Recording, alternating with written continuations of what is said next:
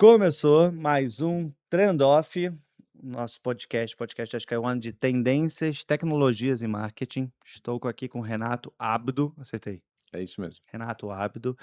A gente se conheceu no evento da Creators Academy, Creators Community, Creators Aca Creators, Community Aca Academy. Creators Community Não, Academy. Community Creators Academy. Community Creators Academy, é isso aí. É, que é um mundo à parte, para quem não conhece, é tipo a China dentro do Brasil no mundo de influenciadores. Aí a gente estava almoçando, e a palestra dele foi sobre IA, e era super interessante, que era um público que teoricamente deveria conhecer e não conhecia nada de IA. Nada. E eu estava com a minha camisa de nerd, ele falou: "Você não vai", mas eu criei um joguinho durante a aula que foi legal. É isso. Mas ele foi um criador de uma das primeiras agências digitais no Brasil em 90 8. tinha 98. internet em 98? Tinha, cara, Existia começou. digital em 98? O que que era digital em Então, 98? tinha, mas não tinha, né? Tava começando. É, Eu relógio era comecei. digital. O engraçado é que eu comecei em 96 e 96 dentro de um provedor de acesso. Tá E eu fui bom. um dos primeiros sites nesse Tinha provedor de browser? acesso. Tinha, cara, tinha. Tá, Tinha aquele site do Alta Vista. então, BBS, era essa Ah, o BBS, mas época, não era entendeu. browser, era Não, mas depois teve pré-browser. pré-browser, mas depois logo depois teve browser, ainda em 97, se não me engano, tanto que eu fiz o primeiro site da Avon naquela época. Caramba, você fez o primeiro site da Avon? É, o Isso é primeiro grande, a Avon era primeiro site da Avon na época foi feito, enfim, o cara me jogou, era diretor de criação, na verdade eu era designer nessa época. uhum. Uma profissão que hoje em dia mudaram o nome, né, não pode chamar mais designer, virou web designer, depois diretor de arte, hoje em dia é só diretor de arte, mas o designer pra mim é muito mais Não importante porque ele sabia que tem essa forma. coisa. É, você vai para as agências, todo mundo quer ser diretor de arte. Mas todo mundo é diretor de arte? Você tem que 15 Todo diretores mundo de quer arte? ser exatamente. Uau! E aí você não tem mais o designer, Tipo porque vice-presidente dos Estados Unidos, que todo mundo a é empresa isso, tem tipo 50 vice-presidente. Ok. exatamente isso. Então você vai para uma agência e o cara é diretor de arte, aí você fala: "Porra, legal". E aí ele não entende forma, porque o diretor de arte existe na propaganda, mas o diretor de arte é o cara que junta imagem com texto para fazer um anúncio. Isso é o Ok. diretor de arte.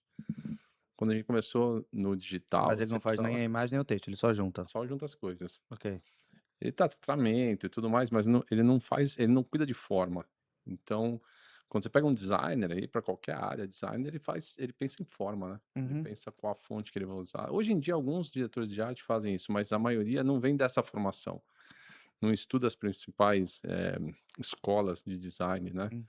Então, eles fazem, assim, mexendo no Photoshop tá ótimo, Illustrator e tudo mais. E naquela época eu era designer, e aí depois virou feio chamar designer, aí virou web designer, aí depois virou diretor de arte. Eu achei que Enfim, você teria virado o X antes. Teve então, essa fase. não, depois aí, tem o UX hoje, mas é outra história, né. É, eu sei, não, mas o web designer, todos os web designers que eu conhecia viraram UX, Sim, os que, gostavam de de verdade verdade. de desenhar, interfaces, né, Uhum. porque tem os outros que partiram só para, Mas enfim, pelo desenho da é coisa. isso. E aí nessa época eu comecei, eu era designer, e aí me contrataram num servidor de acesso, lá, um provedor de acesso, para fazer o site da Avon, o cara me jogou um livro de HTML na mesa, Hum, e eu, cara, eu era formado em publicidade, designer, o cara me jogou um livro, eu falei: "Tem que fazer o site da Avon, vou fazer". Aí comecei a fazer site naquela época, belo mercado, não tinha na ninguém. unha, né, Notepad, e eu fazia na unha. Aí, cara, depois fui pra uma das maiores agências na época que existiam, aí fui como designer, web designer, né. Uhum, Eh, e aí eu fiz um monte de coisa lá, site legal. pra caramba, e só que foi muito rápido, porque não existia isso, né. Publicidade existia há muito tempo, digital não existia. Aí muito rapidamente eu fui contratado por uma outra agência para ser diretor de criação.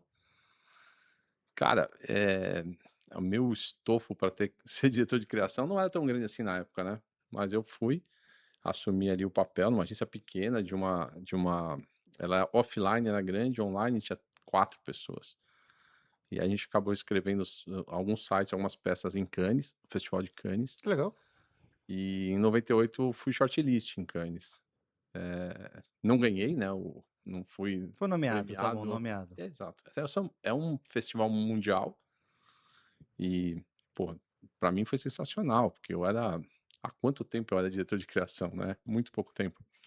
E a partir daí eu resolvi abrir minha agência, porque eu achei que já que eu Já foi nomeado, já sou grande o suficiente. pronto, Quase vou um abrir minha Oscar. agência. Foi aí que eu abri a Dialeto, na época a gente chamava de Dialeto Digital. Por quê?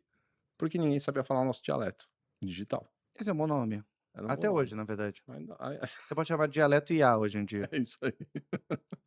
É isso mesmo. Então a gente começou a chamar de dialeto digital, e eu ia nas empresas e ninguém sabia o que eu estava fazendo. Então eu catequizava, né, eu sempre participei desses processos. Na verdade, a minha vida toda foi meio que envolvendo isso. O que foi legal para mim, porque eu participei no momento de criação da internet ali, então no meu DNA, cara, tá a invenção de qualquer tipo de coisa, sempre tem que estar pensando em alguma coisa diferente. Uhum. Então montei a Dialeto, onde quando ninguém sabia. A Dialeto em 2006 virou social media, na época que muito pouca gente trabalhava com social media, a gente tá falando de Orkut, a gente tá falando de blog, a gente tá falando desse tipo de coisa. Pré-Facebook. E aí a gente migrou para social media, foi uma das primeiras empresas a trabalhar com social, e Mas o Orkut não tinha feed, né, então o que que que não, que que a era? gente fazia Não tinha página de muito empresa. seeding lá dentro, de produto, de empresa, a gente Entendi. fazia muita gestão de comunidade para crise, trabalhei muito com PR nessa época, né, na Ah, tá, verdade. era outro foco, né. É outro foco. E a gente começou a fazer assim, Porque as pessoas esquecem que a social media inicial era de pessoa para pessoa. é Esse isso, mundo de mídia social, onde tem um envolvimento de empresas muito forte, é isso, é uma coisa mais recente. é recente. Mas tem uma coisa legal que aconteceu nessa época, tô pulando um pouco, mas a gente começou com social media quando social media não era nada. Uhum. Aconteceu 2 coisas interessantes. Uma, eu montei um software de monitoramento de redes sociais, foi o segundo do Brasil. Vendi depois para um grupo de CRM, enfim, eles compraram essa ferramenta, integraram dentro do produto deles, hoje tá integrada. Mas a gente montou na maluquice, assim. E eu, um cara de publicidade, de repente me vi estudando o algoritmo de classificação bayesiana para poder fazer a classificação automática dos posts. Então, uma coisa muito louca. E a outra coisa é, pô, a gente fez algumas das primeiras ações com influenciadores na época. Eu não queria falar de influenciador, mas eu ia falando. Mas eu vou falar de uma legal. A Penélope Charmosa, o desenho, Do Roger Rabbit. a Warner me contratou, não, essa é outra, mas a Penélope Charmosa é aquela que Ah, tem Pelo Chapéu é do outro desenho. isso. Qual era o nome da outra Penélope? Eh, putz, não lembro, não Não. lembro. Mas eu sei que ela a Penélope Charmosa, ela é da daquela de capacete Sim, sim, sim, rosa e sim, é da tal. Corrida Maluca. E ela não tinha propriedade nenhuma, não tinha desenho passando novo, não tinha filme, não tinha nada. Era um IP deles que não tinha porcaria nenhuma. E eles me contrataram e falaram assim: "Quero fazer um site pra Penélope Charmosa", a Warner. Eu falei: "Pô, fazer um site pra quê?". "Não, pra contar a história da Penélope". Eu falei: "Tá, mas quem vai ver esse site?". "Não, ninguém vai ver esse site, mas tem que ter lá". Eu falei: "Não, não tem que ter. Vamos fazer o seguinte". Aí na época a gente começou a usar social media pra monitorar, o que o público falava não sobre a Penélope, o que que o público feminino tá falando. E na época, cara, o rosa estava voltando como uma cor forte, Ok. O que que era essa época? por um momento foi mais ou menos essa época, 2007, Ok, tá bom. 2008.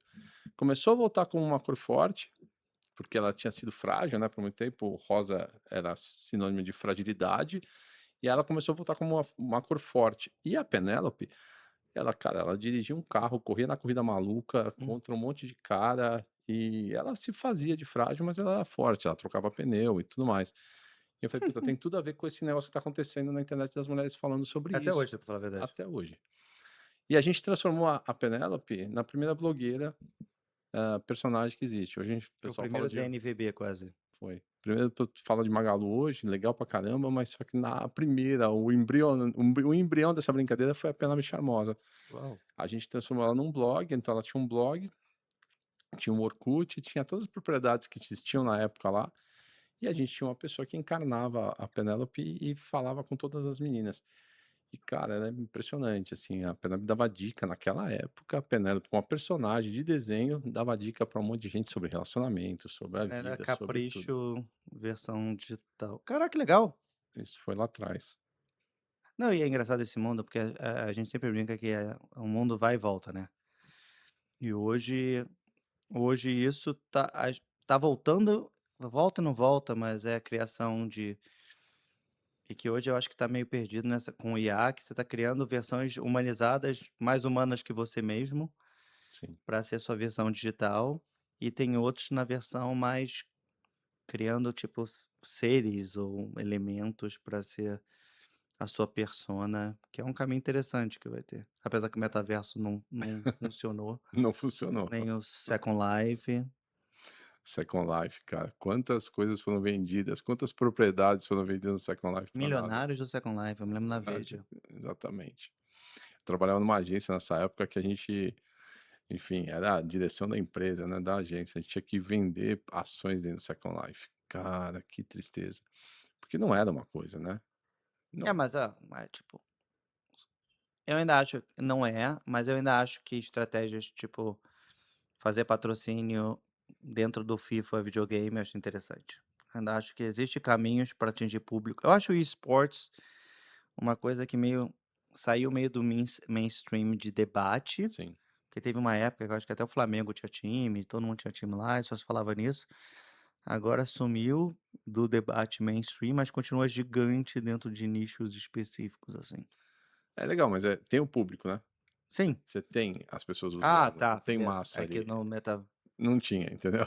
Essa é a grande verdade. é. O pessoal fazia eu lembro que a gente trabalhava para uma empresa de bebidas famosa e tal, e vamos fazer um evento lá, e aí fazia um evento e não aparecia ninguém, cara. Então, enfim, parecia quem já estava Já dentro do tá, processo não de não parecia ninguém criação e novo, é. não. Então, mas são as tecnologias têm todo um processo de adoção e às vezes elas não vão, né. Essa aí acho que não foi ainda. Sei lá se vai ter um dia ainda. É, eu não acredito, né, na minha visão de futuro, eu acho que é mais provável o online entrar dentro do offline do que o offline entrar dentro do online. Eu acho que cada vez mais online vai estar embutido Sim. na nossa vida cotidiana, sem você precisar se materializar no mundo digital. É. Até porque a grande discussão hoje é sair, né, da tela. As É, não, é pessoas que a gente voltou a isso. A gente sempre que esse ano eu acho cômico, né, que a gente voltou ao humano. "Ah, voltamos ao humano". Falei: "A cada 5 anos a gente volta ao humano", é, sabe, tipo assim, é sempre a regra, é a ressaca da tecnologia isso aí. e, tipo, não precisa de tecnologia, na época, tipo, as pessoas ficavam lendo revista ou livro, provavelmente antigamente quando você lia livro, aí falava assim: "Pô, você tem que conversar mais e sair do Sim. livro", então, tipo, acho que É a mesma coisa, né, é é, cíclico, né, é sempre a gente volta para isso. cíclico, sempre que faz um novo formato de coisa, as pessoas se apaixonam muito, mas é muito daquela coisa que das coisas que a gente falou no nosso almoço antes daqui, e que é as pessoas fazem qual era o nome você vai escrever um livro, né, qual era o nome do livro? Eu esqueci. O nome do livro estou escrevendo já, já Tá já escrevendo. terminei, na verdade, Ah, já tá terminou? em processo de revisão e tudo mais, que é o preço invisível das decisões. Uhum. A decisão que você toma hoje pode estar te custando depende da onde você toma essa decisão, de quem é você no momento que você toma a decisão, ela pode estar custando muito É, caro. eu não sei se é porque eu acho que preço tem uma coisa de curto prazista, eu acho que é mais o futuro invisível das decisões que as pessoas não veem. Mas é o tiro no pé, né, a gente brinca que e agora a gente tá nesse ano de eleição, Copa do Mundo, tudo, é tipo, várias coisas que soam tão bons de curto prazo, não fazem o menor sentido de longo, Não fazem. e as pessoas não vão percebendo. E eu vejo no mundo de marketing, até nesse debate, até hoje que tem performance versus branding, onde eu vou focar e tudo mais, que é, no fundo, dependendo do seu momento, você tem uma visão muito curto prazista em Sim. relação a tudo. É, que é performance, né, curto prazo é performance e tem momentos que é exatamente o que você tem que buscar. Mas, enfim, tem que Tem que ter, curto prazo, é só isso, isso, é só é apertar isso, aqui, é isso, vai ter que correr atrás do rabo constantemente e é tudo bem. isso. Gasolina o tempo inteiro Gasolina o tempo todo. para poder Hum, fazer funcionar. E assim, a gente na época da Dialeto, inclusive, tem um momento dela que a gente falou de social media, né, tem um uhum, momento dela que depois a gente começou a trabalhar muito com performance, né, enfim, e-commerces, né, a explosão dos e-commerces toda, a gente trabalhou com bastante e-commerce na época, e aí virou branding performance. Então a gente trabalhava essas 2 coisas, começamos a falar de branding performance também, quando ninguém falava, a gente gosta dessas coisas, né, uhum, começar a falar de coisa que as pessoas ainda não estão falando. E na época a gente começou a trabalhar com isso, porque toda agência de e-commerce, que trabalhava com e-commerce, trabalhava só performance puro. E aí a gente falava: "Pô", pelo menos como bandeira, né. E uhum. a gente trabalhava com brand performance, ou seja, vamos aliar as 2 coisas para que as coisas funcionem. E aí o quanto você injeta de recurso, esforço em cada uma das pontas, depende do seu momento de empresa, depende do seu momento de enfim, de teu posicionamento de marca, tudo que você está fazendo, né? Você não é É, e o seu produto. é isso. Eu tô no mundo B2B agora. E aí é engraçado, porque performance é importante, mas não é uma performance tipo B2C, que você faz o coisa completo e você gera uma venda direto, né? Eu Uhum, faço uma performance de lead. sim. E aí tem uma área comercial para fazer essa venda em si, ela não é uma performance tão na definição pura de performance que as pessoas veem no B2C, sabe? Tipo Uhum, propaganda Black Friday, uhum, estruturação, venda direta, retorno de venda automático. A minha venda dura 60 dias. sim. Então, você tem que fazer uma parte que eu chamo de touches, né? Tipo, tem que fazer a primeira atratividade, depois tem que fazer toda a parte de convencimento e depois tem a parte de upsell. Então, tem várias Isso. partes do marketing que são mais invisíveis no curto dia É. e são super interessantes. Mas nesse livro que você está falando, e nessa visão dos gargalos, do custo invisível, preço invisível das coisas, na sua vivência, o que que você já viu que seria uma dica interessante? Ou tipo assim, cara, isso aqui mudou meu modo de pensar. Antes de a gente entrar no tema agência, daqui a pouco a gente entra. Tá bom, beleza. Vamos lá, cara. Assim, eu, enfim, eu tive minha carreira como empresário e também como profissional de muitas empresas, né? Como executivo de algumas empresas. Em todo lugar eu via que existiam coisas ali que atrapalhavam a empresa de crescer. E talvez seja, enfim, uma capacidade minha, mas eu consegui enxergar muito rápido onde que estão os problemas e eu conseguia destravar isso. Isso começou a fazer um monte de sentido para mim empresarialmente, mas quando é que esse negócio virou forte para mim, foi quando eu comecei a olhar para mim. Ah, ok. Quando eu comecei a olhar para mim, eu estava no ano passado eu saí da última empresa que eu estava, e aí eu comecei a olhar, pô, na verdade eu fui demitido, só para deixar bem claro. E foi a primeira vez que eu fui demitido da vida. Na verdade, a primeira vez foi pro meu pai que me demitiu.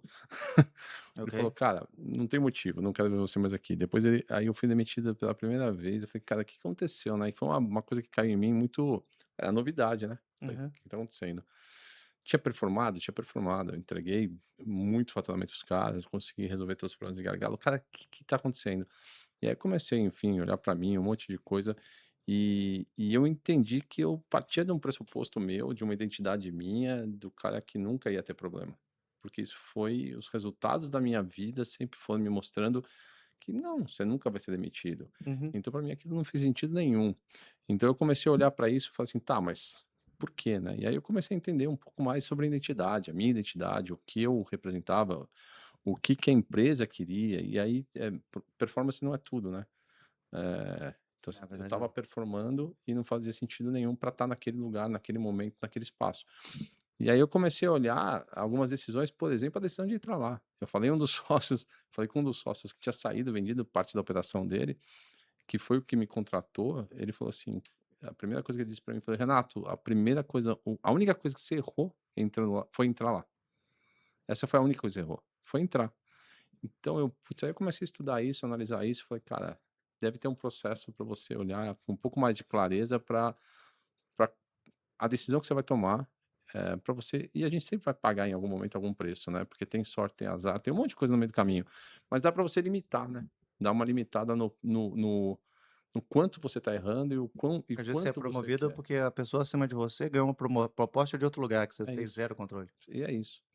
Então eu comecei a pensar nisso, e aí comecei a olhar para isso do ponto de vista empresarial. Aí eu comecei a olhar, como estou dando consultoria para um monte de empresa, consultoria nas palestras que eu faço, nos talks que eu faço, eu começo a entender que o empresário ele não consegue enxergar algumas decisões, o custo que tem, ou o preço que tem, em algumas decisões que ele está tomando.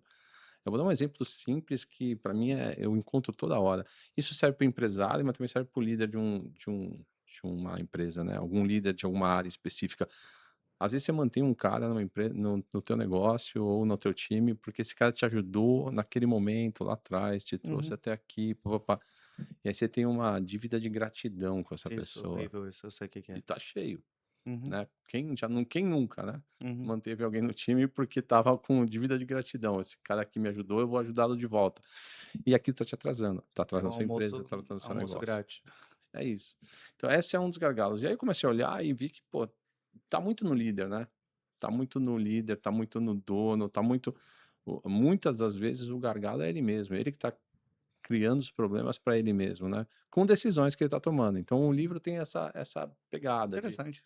de ele olhar para ele, é um livro, para o líder ou para o dono olhar para ele e falar: "Porra, onde que eu posso melhorar aqui? Onde é que eu tô tomando decisões que lá na frente vão me custar?", porque lá na frente custa.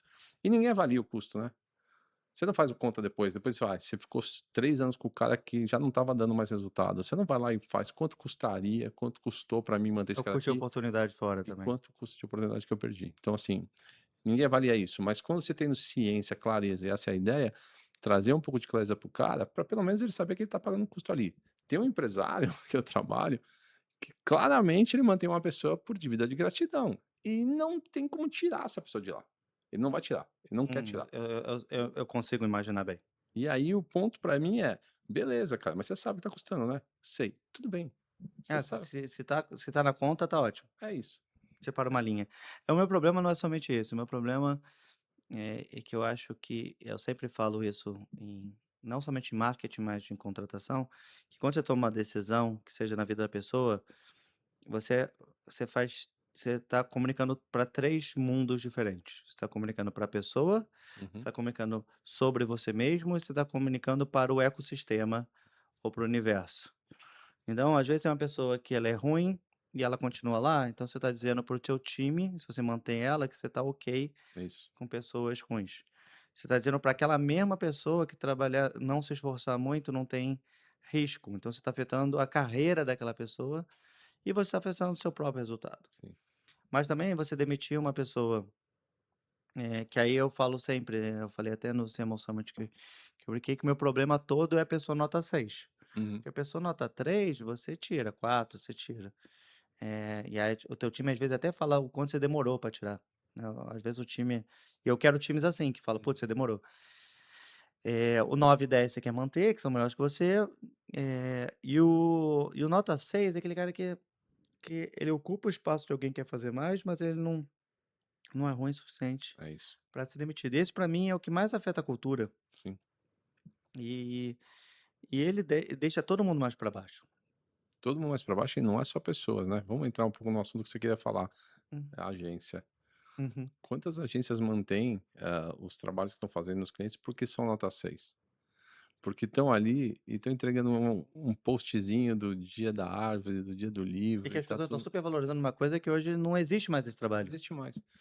E aí, essa é uma das minhas guerras ultimamente, né, porque assim, eu entro como consultor numa empresa ou como mentor de um empresário, e ele começa olhando para o resultado, né. Ele Uhum. fala assim: "Ah, vamos olhar para o resultado, não estou tendo vendas, não tô conseguindo vender". Eu falei: "Tá bom, venda é consequência, vamos falar da causa desse negócio".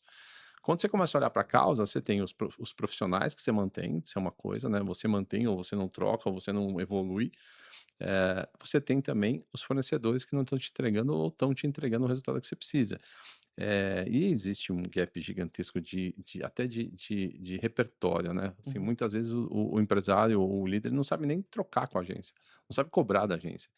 E a agência se vê eu brinco que são um bando de gafanhoto, né, eles vão de agência tô falando de agências, Não, mas acho que a agência de em geral, né, não grandes agências, mas assim, mas as elas grandes também, também. eu acho É um modelo que, diferente, mas é o mesmo problema. eh, eu eu tenho uma questão, e é muito pessoal nesse quesito, que eu não contrato pessoas de agência.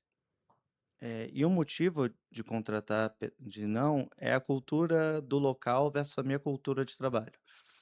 A cultura de agência, por como ele ganha dinheiro, como ela estrutura, é uma cultura muito mais explicativa. Ela faz grandes apresentações para mostrar resultado, elas fazem, quando você quer mostrar um logo que ela está fazendo, ela te faz uma apresentação de 50 slides explicando toda a essência disso antes de te mostrar o logo. E eu sou mais ao contrário.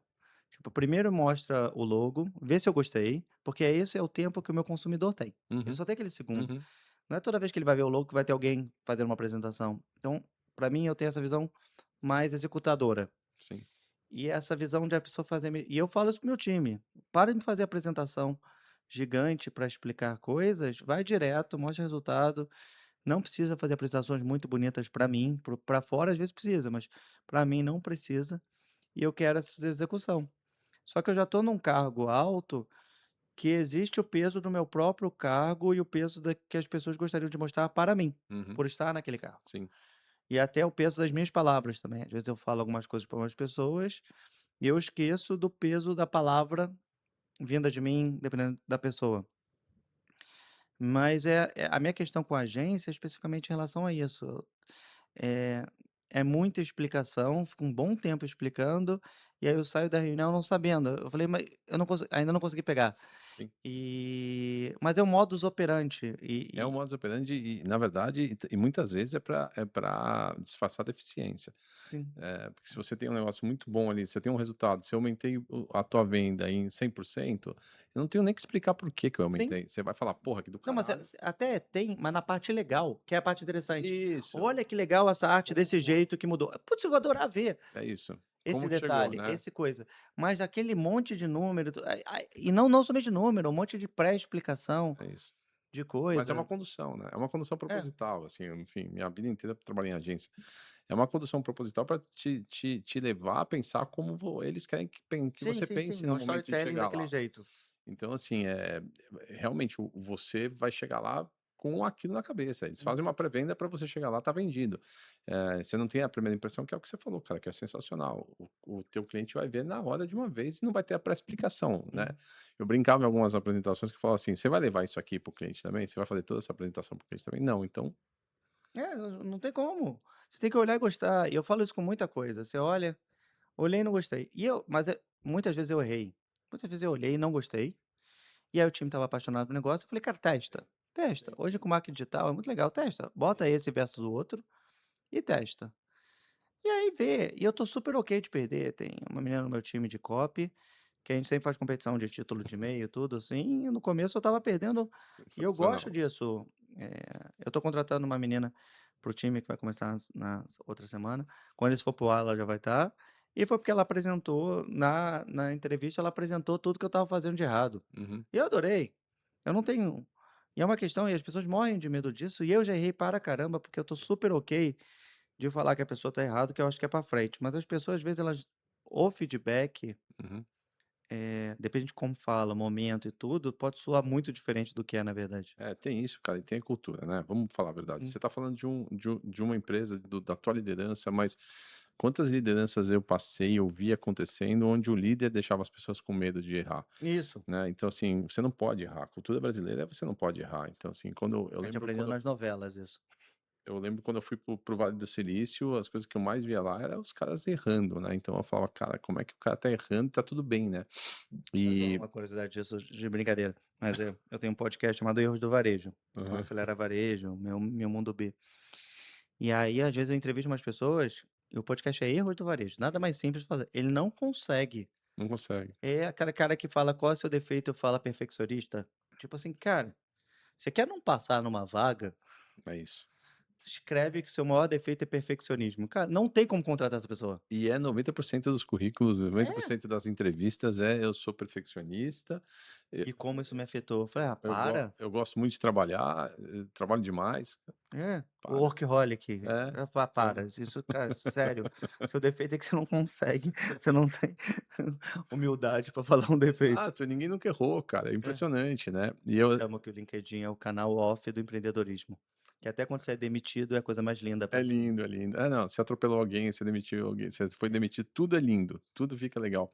Eh, eu gosto desse tema porque, pô, você viu aqui, as pessoas têm medo de falar que foram demitidas. sim, Eu vim aqui e falei: "Pô, eu fui demitido ano passado", e foi mas você demorou, você falou, depois você falou, você encaixou. então, mas por Pô, mas deve ser isso, é uma trava mesmo. mas é cacuete, né, Sim, cara, assim, não é porque eu não tenho uma preocupação de não falar ou falar, até porque quando pô, nessa minha carreira eu montei um monte de empresa e algumas não funcionaram, sim, cara, e tá simplesmente lindo. faliram. As histórias que não saem no LinkedIn. E que são muito boas, porque eu não seria nada do que eu sou hoje se eu não tivesse aprendido com Sim, esses erros, né, porque, assim, você só acerta, o que que você está aprendendo? Nada, né, se você acerta sempre, você não cresce.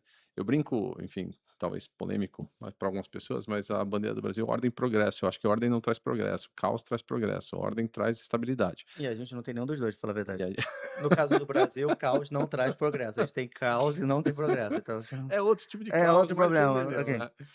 Mas o Eu caos, gostei eu gostei da cara, ordem e progresso nunca vai funcionar, trazer ordem entendeu. ou progresso É, no caso do então Brasil. é isso, ordem é o progresso. É, Porque ordem, ela traz estabilidade, então se você nunca errar, você vai ficar do mesmo jeito. sim. Você nunca vai ser melhor do que você é. Não existe inovação sem erro. Não, não existe inovação, sem dor, né. Então, assim, tem que doer em algum momento, você tem que aprender, você tem que tropeçar. Eu brinco que, principalmente nessa parte empreendedora, que o empreendedor tem que ter mola na bunda, né, porque cai e tem que levantar de volta.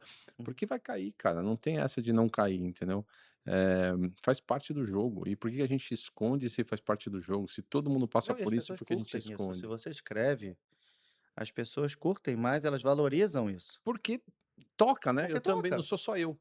É, Ele não. também. Então você vê um cara falando que caguei, fiz errado, sei lá o quê, você fala: "Pô, também, então tá tudo bem, né". Mas é o que você contou, me lembrou muito. Eu já tive emprego na vida que o meu maior erro foi ter entrado lá. E tinha todas as explicações perfeitas para isso. E estava tão claro isso que a presidenta do projeto, que é tipo 4 cargos acima do que eu tinha na época, ela ficava me mandando vaga de emprego.